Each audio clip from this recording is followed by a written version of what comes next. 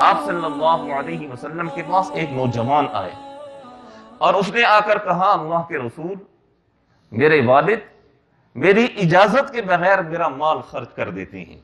یہ ایک لمبا واقعہ ہے، میں انشاءاللہ پھر کبھی یہ تفصیلاً یہ واقعہ عرض کروں گا. تو وہ والد بھی صحابی رسول تھے اور وہ جو شکایت لے کر آئے تھے وہ بھی صحابی رسول تھے. انہوں نے آ کر کہا اللہ کے رسول میرے والد میری اجازت کے بغیر میرا مال خرچ کر دیتے ہیں، مجھ سے پوچھتے تک نہیں ہیں. اور وہ جو والد تھے انہیں بھی اس چیز کا پتہ چل گیا کہ یہ میری اولاد میرا بیٹا یہ میری شکایت لے کر آپ صلی اللہ علیہ وسلم کے پاس گیا ہے. تو اس والد کو بڑی تکلیف اور بڑی اذیت ہوئی اور اس والد نے دل ہی دل میں چند ایسی باتیں ایسے اشعار کہے جو اللہ سبحانہ وتعالی کو بہت پسند آئے. اور اللہ سبحانہ وتعالی نے حضرت جبرائیل کو بھیجا کہ جاؤ فوراً آپ صلی اللہ علیہ وسلم کے پاس، یہ شخص ابھی آپ صلی اللہ علیہ وسلم کے پاس جائے گا.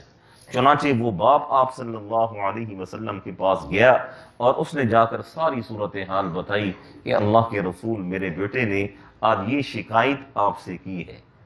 تو جبرائیل نے آ کر اللہ کے رسول سے کہا کہ اللہ کے رسول اس سے پوچھئے کہ تو نے دل ہی دل میں کیا کہا تھا، تو نے دل ہی دل میں کیا کہا تھا.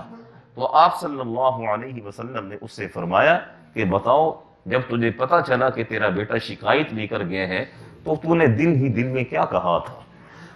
تو اس شخص نے پھر وہ جو کچھ کہا تھا دل ہی دل میں وہ آپ صلی اللہ علیہ وسلم کو بتایا. تو آپ نے اس کے بیٹے کو بلایا. پوری سیرت تواریخ کا آپ مطالعہ کریں، سیرت کی ساری کتابوں کو آپ چھان دیں، آپ کو ایک واقعہ ایسا نہیں ملے گا جس میں آپ صلی اللہ علیہ وسلم نے کسی کا گریبان پکڑا ہو. ایک واقعہ بھی ایسا نہیں ملے گا. لیکن اس نوجوان کا اس لڑکے کا آپ صلی اللہ علیہ وسلم نے گریبان پکڑا اور آپ نے فرمایا یہاں گریبان سے پکڑا کھڑا کر دیا آپ نے اور فرمایا کہ جا دفع ہو جا یہاں سے، انت ومالک لابیک، تو بھی اپنے باپ کی ملکیت ہے اور تیرا مال بھی اس کی ملکیت ہے. اولاد کی کیا حیثیت ہے ماں باپ کے سامنے؟ جس ماں باپ کے نطفے سے اس نے وجود پکڑا آج اسی کو آنکھیں نکالتی ہے یہ اولاد. اور اس اولاد کے لیے تباہی ہے، بربادی ہے، ہلاکت ہے اس اولاد کے لیے جو اپنے ماں باپ کا احترام بھی کرتی ہے.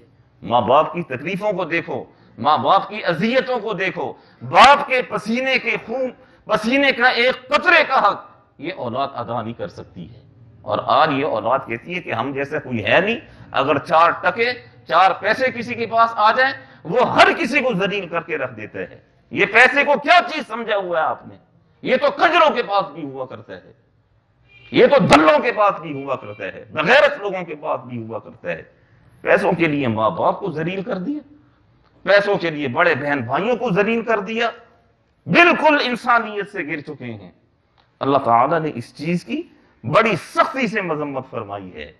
اور یہ قرآن مجید میں جا بجا ماں باپ کے احترام کا جو اللہ نے حکم دیا ہے یہ ایسے نہیں دیا ہے.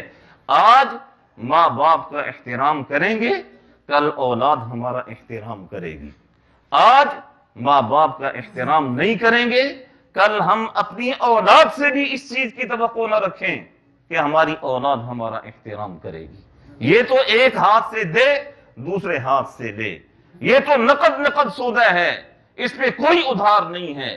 اس دنیا کے اندر اللہ تعالیٰ اس معاملے کو نمٹاتے ہیں.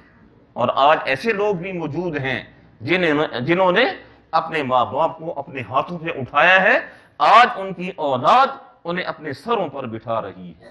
اور جنہوں نے اپنے ماں باپ کو دکھ پہنچائے، ماں باپ کو تکلیف پہنچائی، وہ پھر اپنی اولادوں سے جب جوتے کھاتے ہیں پھر انہیں اپنے ماں باپ یاد آتے ہیں اور اس وقت تک ماں باپ قبروں میں پہنچ جاتے ہیں.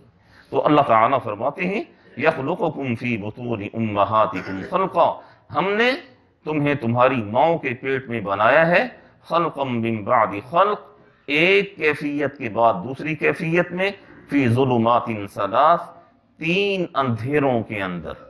ذالکم اللہ ربکم، یہی اللہ تمہارا رب ہے، لہ الملک، اسی کی بادشاہت ہے، اسی کی حکمرانی ہے، اسی کا غلبہ ہے، اسی کی طاقت ہے، سب کچھ اسی کے حکم کے نیچے ہے. لا الہ الا ہو، اس کے علاوہ اور کوئی معبود نہیں ہے، اس کے علاوہ اور کوئی لائق عبادت نہیں ہے، اس کے علاوہ اور کوئی مستحق کی عبادت نہیں ہے۔ فَأَنَّا تُصْرَفُونَ، اے انسان تو کہاں پھرا جا رہا ہے، کہاں ٹکرے مار رہا ہے، کن چیزوں سے امیدیں لگائے بیٹھے ہے، کن سے جا کے مانگ رہا ہے، کن کے سامنے جھولیاں پھیلا رہا ہے، کہاں جا کے تو اپنے ماتھے ٹیک رہا ہے جہاں سے کچھ بھی نہیں ملے گا۔ ساری طاقتوں کا مالک، ساری قوتوں کا مالک وہ رب ہے۔ اس رب کے در پر آ، اس رب کے در پر آ، ایک آنسو بہائے گا سب کچھ تجھے مل جائے گا، ایک آنسو بہائے گا تیری ساری زندگی کے گناہ معاف کر دیے جائیں گے، ایک آنسو بہائے گا تیری تقدیر کو وہ مالک بدل کر رکھ دے گا۔ لیکن شرط یہ ہے کہ اس رب کے در پر صحیح معنی میں انسان آئے، اور صحیح معنی میں آ کر اس رب کے در پر انسان جھکے، دل کے یقین کے ساتھ، دل کے اعتقاد کے ساتھ انسان اس رب سے مانگے تو وہ رب ضرور عطا فرماتے ہیں۔ دعا فرمائیں اللہ تعالی ہم سب کو صحیح معنی میں سمجھنے کی، عمل کرنے کی۔